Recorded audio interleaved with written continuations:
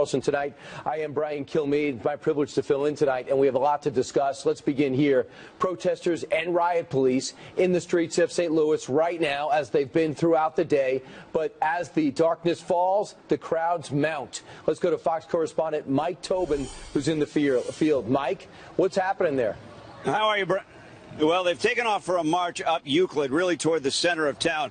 A pretty big crowd. It's tough to get a good estimate on numbers, and people like to throw out that modifier peaceful, and it is peaceful at the moment. There's no trouble. Of course, I've always thought you only need the modifier if it becomes violent. It's supposed to be a peaceful protest. Anyway, at the moment, they're chanting hands up, don't shoot. You see a lot of the Black Lives Matter signs. Now, it was a different situation about an hour and a half ago. In fact, right at 5 o'clock local time, the demonstrators got pretty ugly pretty quickly.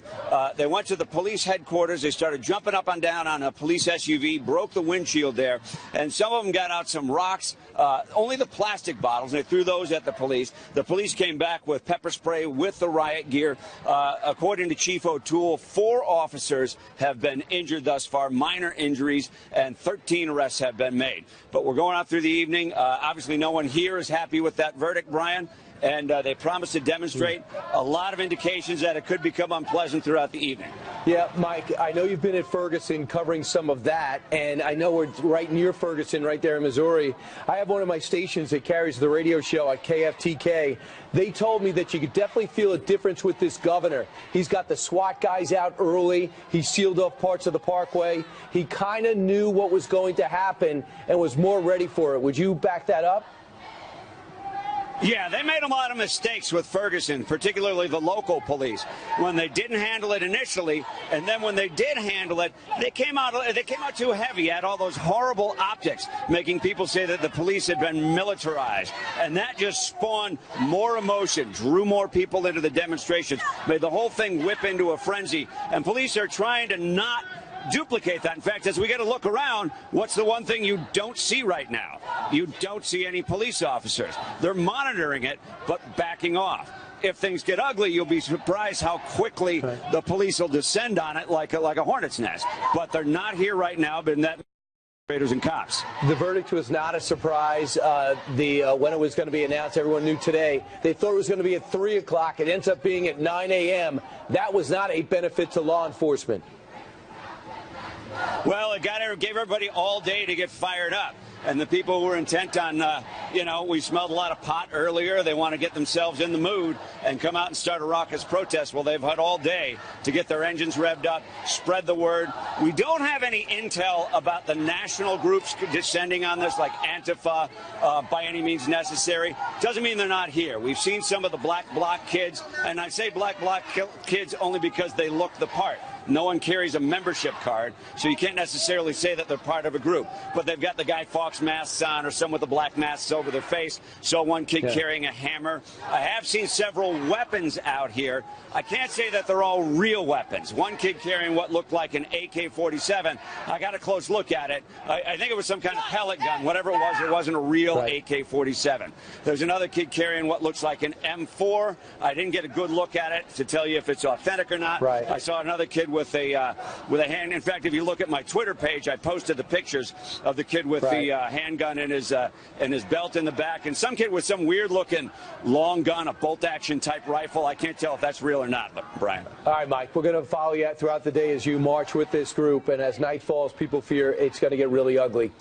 Meanwhile, 4 minutes after the hour, we're going to monitor that and bring you the developments as they happen with Mike Tobin himself and maybe Will Carr as well. He's on another side of the city. Meanwhile, later on, NRA spokesperson Dana Lash will join us to talk about the protests and give you more details and background on this story that's been brewing for quite some time. Now to 2 big international stories that we woke up with today, especially on Fox and Friends this morning. And it was, of course, the attack in London at about 8:20 local time and another missile launch by North Korea late Thursday. First, we're going to go over to England, where an explosion on a crowded subway train left dozens injured. Kitty Logan is live in London. Kitty, we've been through this far too many times this year. Yes, and yet again, Brian, ISIS has claimed responsibility for planting this device, although police here in London are treating that claim with somewhat a sceptical view. They're still investigating the trail of the suspects and potential accomplices who left that bomb on the busy commuter train this morning. As you say, the device detonated around 8:30 this morning local time at the height of the rush hour. At that time, trains on that line are typically very crowded. There was panic, as you can imagine, also on the platform, with eyewitness reports of people being trampled. Witnesses also describe a flash and smoke, and many of the 29 injured have burns. Now, images of the device show wires protruding out of the plastic carrier bag, which was used to transport it. Police are calling this a terrorist incident, and the government held an emergency meeting in response. British Prime Minister Theresa May says the device could have caused significant harm. It is the 5th terror attack in the UK this year, and today the Prime Minister announced the terror threat level here would be increased to critical. That goes along with new figures yesterday indicating the number of terror arrests in this country was at its highest ever over the past year. Police haven't yet released any details of a potential suspect in this attack. They're trawling through those security cameras. But tonight here in London, police have assured us that they're making good progress with that investigation, and meanwhile there will be more police and soldiers out on the streets. Brian. Kitty, thanks so much. And of course they're doing this by cutting back their money they're spending in law enforcement, which is unfathomable. Today is the 5th bombing terrorist incident in the UK this year. What does that country do to deserve this type of attack, if anything? Or have they dropped their guard? Douglas Murray is the author of this book, The Strange Death of Europe. And you write, Doug, that Europe is committing suicide. Is this an example of it? I'm afraid I think it's just the latest chapter in what's going to be a very long and very bloody story.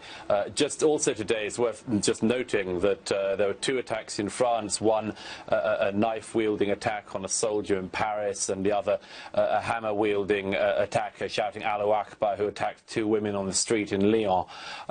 We're getting sort of used to this in Europe, but whether or not it's something we ought to become used to is another question.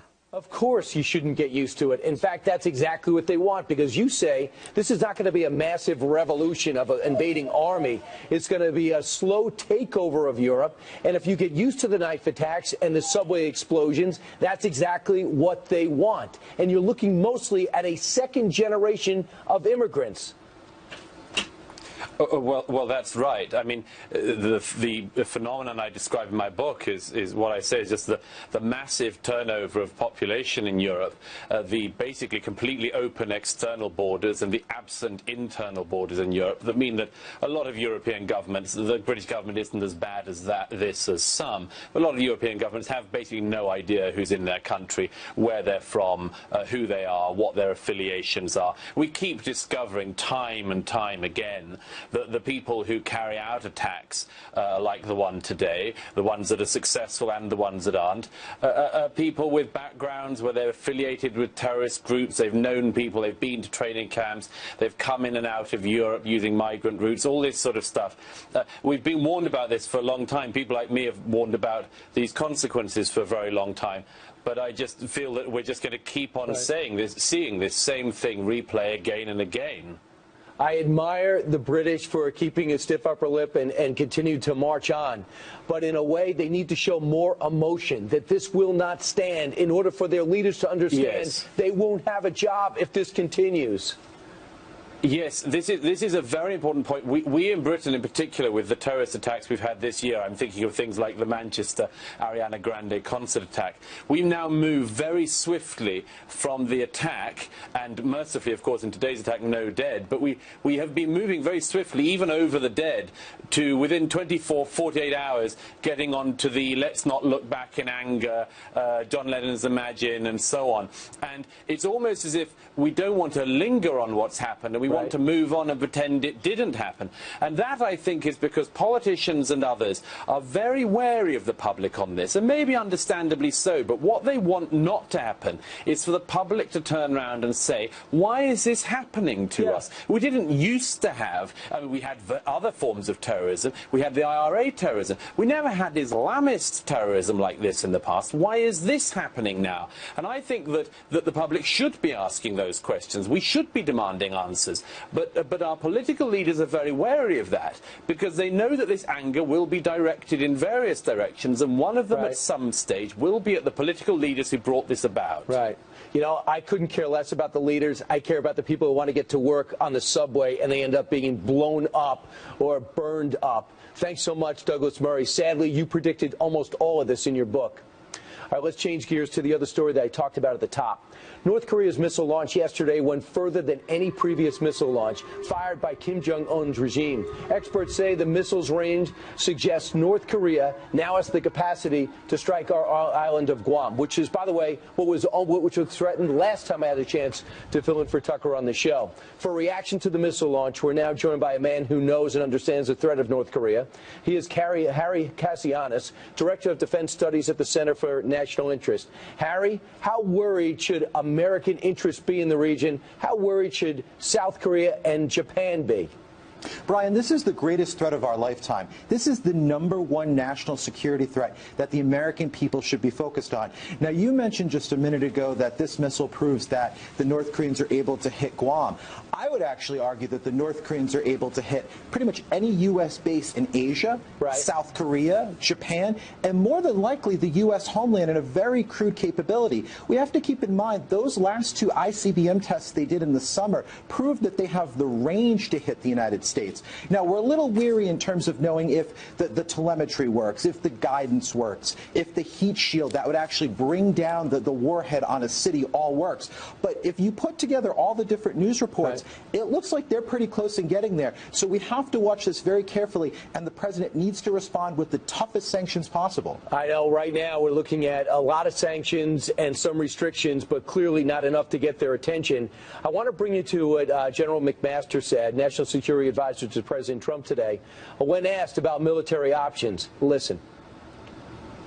We ought to make clear what's different about this approach is that we're out of time, right? As Ambassador Haley said before, you know, we've been kicking the can down the road and we're out of road.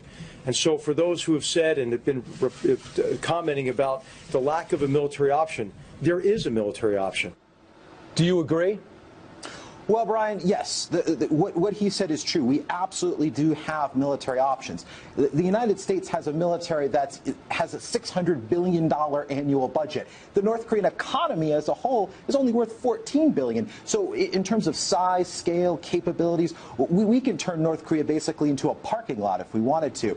Here's the problem. All the bombs in the world are not going to solve the North Korean dilemma. If we were to go in with a massive military strike, which would be the absolute last option, and would probably be in terms of retaliation if they struck one of us or our allies first, we would be talking about a war that would probably involve nuclear weapons. Keep in mind, we think the North Koreans have as many as 60 nuclear weapons. And Harry, real quick, I get it. What about taking it out of the tarmac? What about knocking it out of the air? What about that? The challenge is the North Koreans will likely respond. I'd argue that our best strategy, Brian, is old-fashioned containment. If it worked for Ronald Reagan, if it worked for so many different presidents to contain the Soviet Union, which was a much bigger military power and threat, that's the way to go here. We can do that. We can't, because we're not controlling any of their exporting over to other renegade nations like Syria and like Iran. So I'm not convinced we can. They're a smuggling organization who happens to be masking themselves as a country. Harry, thanks so much for your expertise. Thanks, Brian. All right, coming up straight ahead, we take a breath. Anthony Bourdain has become the latest CNN figure to fantasize about the death of President Trump. We're going to show you his unbelievable remarks, but it's okay with that network next. Plus, breaking news, growing protests in St. Louis at this hour after the acquittal of a former police officer, his name Jason Stokely. We're going to keep watching those protests and bring you the latest with Will Carr and Mike Tobin and more.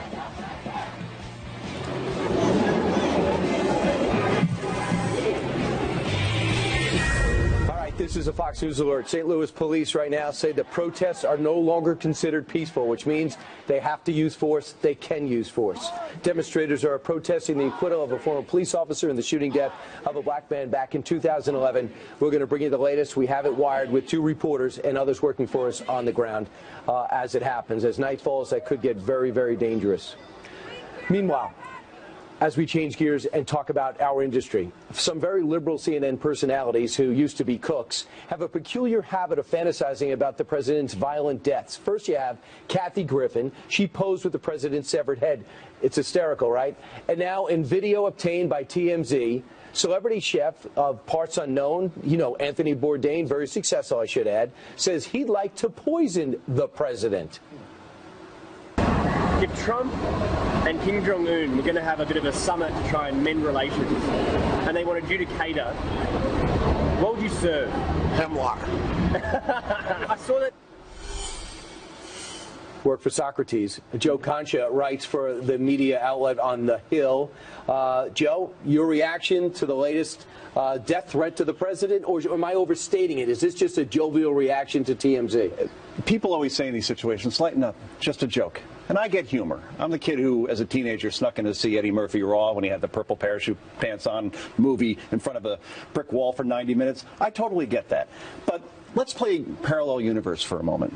Let's say Brian Kilmeade a couple of years ago decided that he was going to make a joke about poisoning President Obama. How quickly do you think the petition would be out, in seconds or in minutes, for you to get fired? All right. It would be 90 seconds. Exactly. All right. Hypothetical aside, let's give a real life example.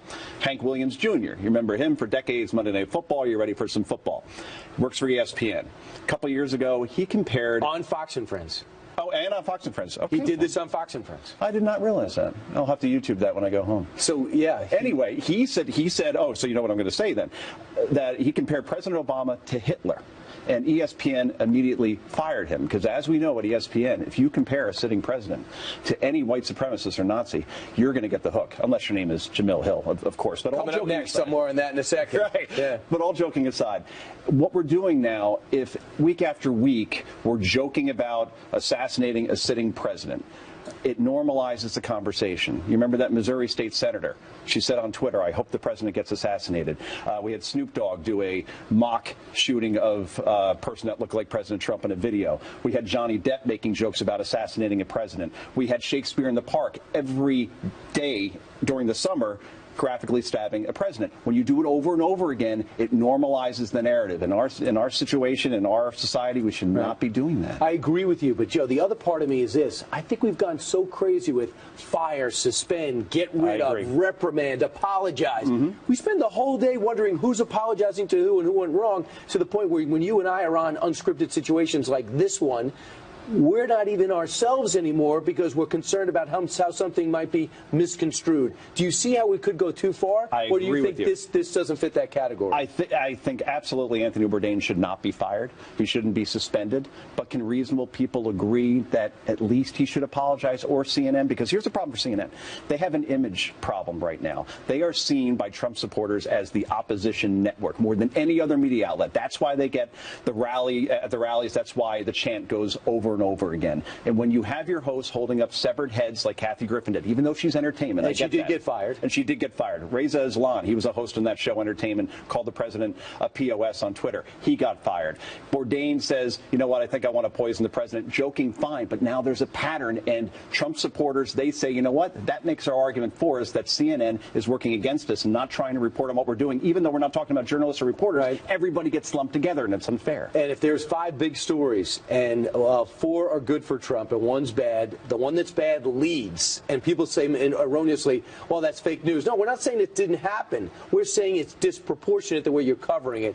And this is an example of something, though, I think at the very least he could say, kidding, shouldn't have said it. Let's back up. That's not a lot to ask for. Because as he says, Anthony Bourdain, I didn't like Donald Trump when he was just a billionaire.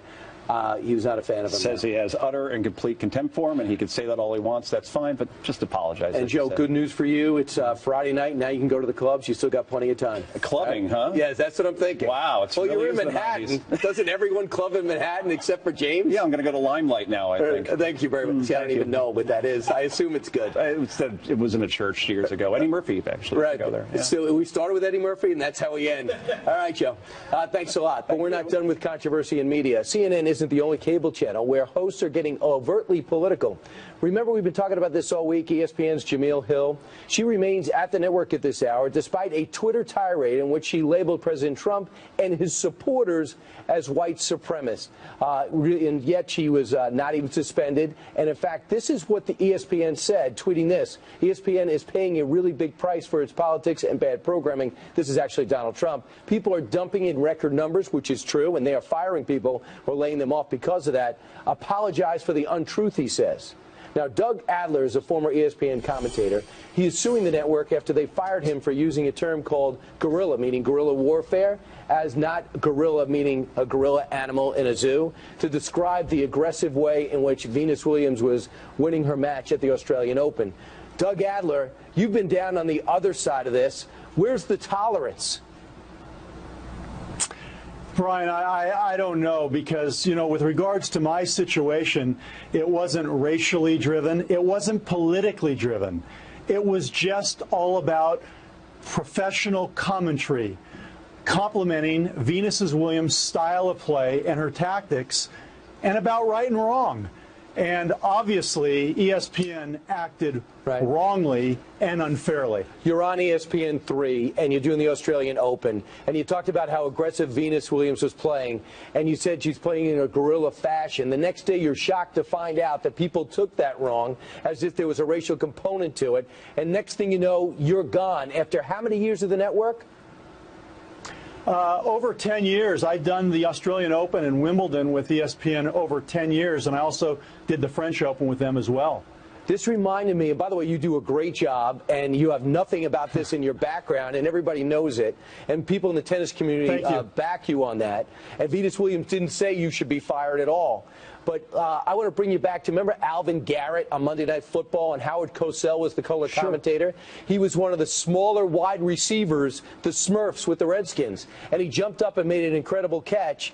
And Howard Cosell said, look at that little monkey, grab that ball. And he says, like I did with my grandchildren. Howard Cosell was never racist. One of his tightest friends and greatest confidants was Muhammad Ali. But yet he was dragged through the mud there, didn't lose his job. You did. Well, you know, I know that that affected Cosell in a very negative way. And as with myself, you know, I had a heart attack following the firing. I had to go on Twitter and defend myself. And, Brian, what I never could quite understand, and I don't understand, is I had the relationship with ESPN. I had none of this in my background at all, furthest thing away from me. And ESPN bowed down to Twitter and social media who knew nothing about me. How could they do that? How could they not do their due diligence and stick up for me? If my name were John McEnroe or Martina Navratilova, this never would have happened. But yet Mike Ditka did eventually lose his job. And yet Kurt Schilling immediately lost his job. And sadly, do you think politics plays a role in that, even though this is slightly different? You know, I'd hate to think that that's the case. I don't even want to make an assumption because, you know, a lot of people made assumptions about me, and they didn't know the first thing about me, so they were wrong. So I just don't get it. It doesn't make any sense, particularly when the people at ESPN and my colleagues said they knew exactly what I meant and what I was referring to as a compliment to Venus's style of play. So do you think it's corporate America? Do you think it's sponsors putting pressure on corporations like Disney that own ESPN that say, make the change? I'm seeing the backlash on my products and advertisers. My bottom line's affected. I don't care about the future of one sportscaster who happens to be great at calling tennis and other sports. That would be really sad if that be the case. I mean, it's certainly a culture that's being manifested over at ESPN. And for someone like myself, I mean, you wonder where the loyalty is. I'm a professional, and ESPN is listening to amateurs. It just doesn't make any sense. And that's why I'm in a lawsuit. Where else can I go to get my name back, to be cleared as a racist, and get my career back? I mean, this is the career I love. This is my passion. I was working at another job in my early 40s, and I gave that up. I was making a bunch of money to pursue my passion, and it worked out great. And look at where I am today. Well, Doug, your fight is a fight for a lot of people, so people support you, and most of all, your family and friends know you. So don't let it get to don't let it get to who you are, and keep fighting back and coming on shows like this. Brian, a pleasure to meet you. I think you do a wonderful job, and thank you for the opportunity to present my side. All right, Doug, still fighting. Meanwhile, and by the way, we're all one mistake from being in the same spot. It feels like a century ago, but Sean Spicer has only been gone from the Trump White House for a couple of months. In fact, he was working after we thought he left. Coming up, Sean Spicer.